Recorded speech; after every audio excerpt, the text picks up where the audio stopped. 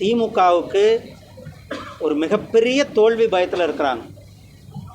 பயம் என்றதை விட பைத்தியம் பிடிச்சிட்டு தெரிகிறாங்க.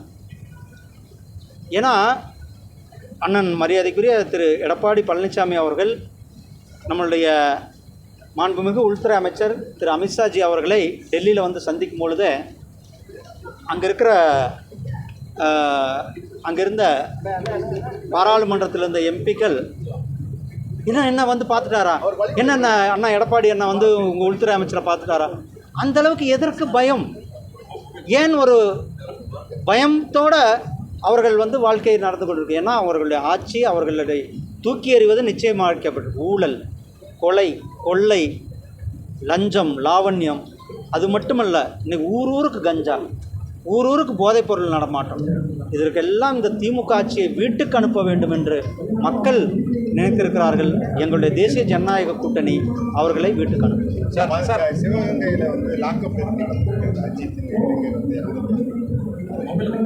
காவல்துறையை தன் வசம் வைத்திருக்கிற முதலமைச்சர் அவர்கள் கடந்த 4 ஆண்டுகளாக செயல்படாததன் விளைவு இன்றைக்கு காவல்துறையில் லாக்அப் மரணத்தில் வந்து நின்று கொண்டிருக்கிறது.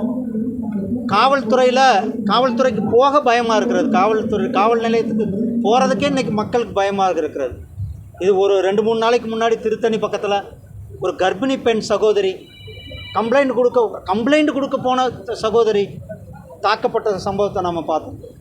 இப்போ காவல் நிலையத்துக்கே மக்கள் போவதற்கு ஒரு பயமான சூழ்நிலையை உருவாக்கிறார். நம்ம காவல் நிலையம் போயிட்டு கம்ப்ளைண்ட் கொடுத்துட்டு உயிரோடு வருவோமா முடியாதா என்ற சூழ்நிலையை இன்றைக்கு தமிழக காவல்துறை இருக்கிறது. தமிழக காவல்துறையினுடைய அமைச்சராக இருப்பவர் திரு ஸ்டாலின் அவர்கள் செயல்படாத ஒரு அமைச்சராக இருப்பதன் விளைவு இன்றைக்கு மக்கள் அனுபவித்துக் கொண்டிருக்கிறார். ஏஆர் ரஹ்மான் உங்களை சந்திச்சுக்கார் 1 மணி நேரம், ஏற்கனவே மீனா அவர்கள் சந்தித்தாங்க. இப்படி தொடர்ந்து வந்து சினிமா நட்சத்திரங்களை சந்திக்கிறாங்க.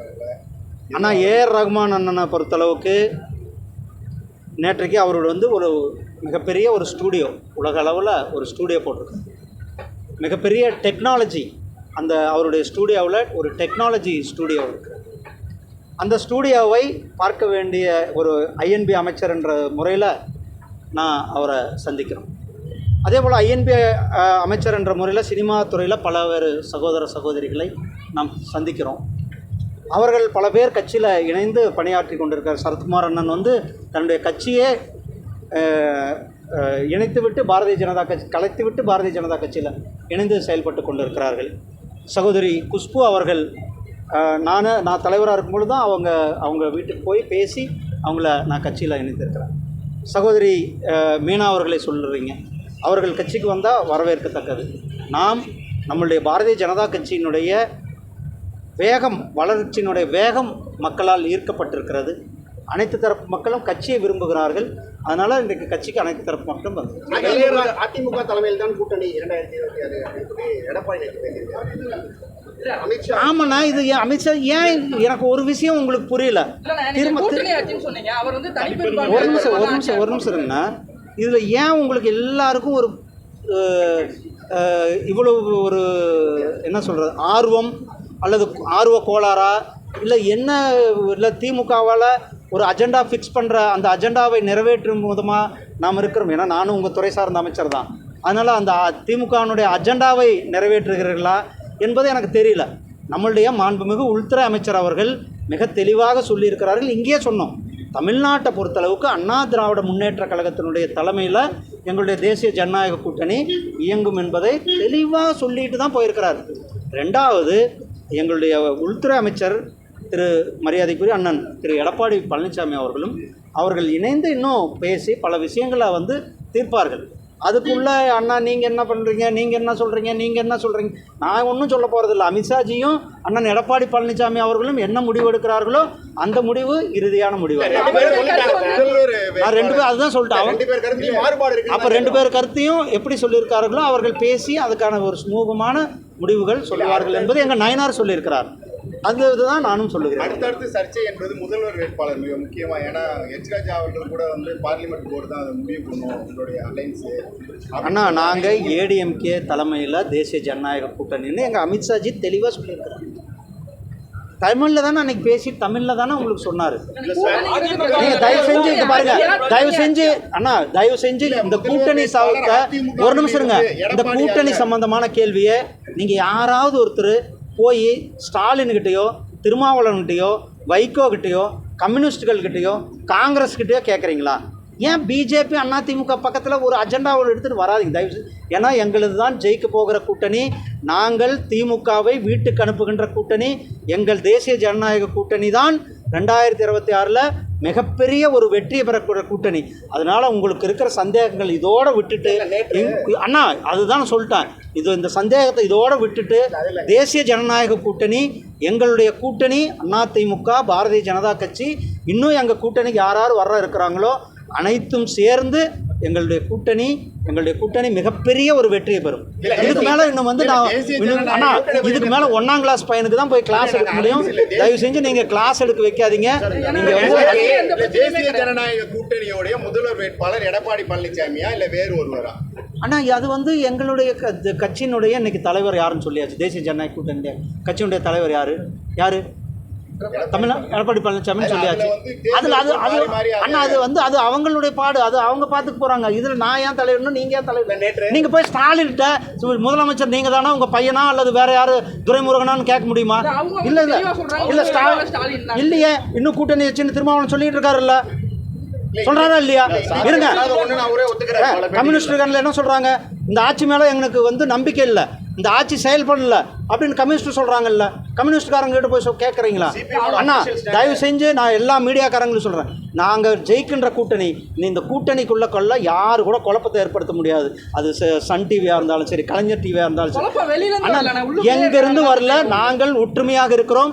எங்கள் கூட்டணி மிக பலமான கூட்டணியாக இருக்கிறது. எங்கள் கூட்டணி ஜெயிக்கின்ற கூட்டணி.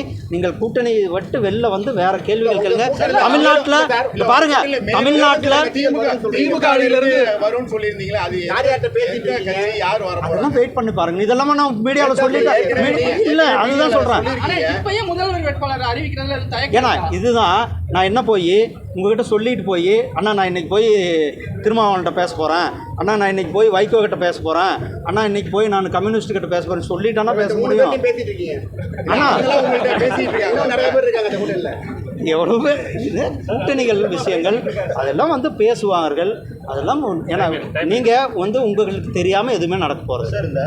ஒரு நிமிஷம் இருப்பா, உங்களுக்கு தெரியாமல் எதுவும் நடக்க போகிறதில்ல. எல்லாமே உங்களுக்கு தெரிஞ்சு தான் நடக்க போகிறது.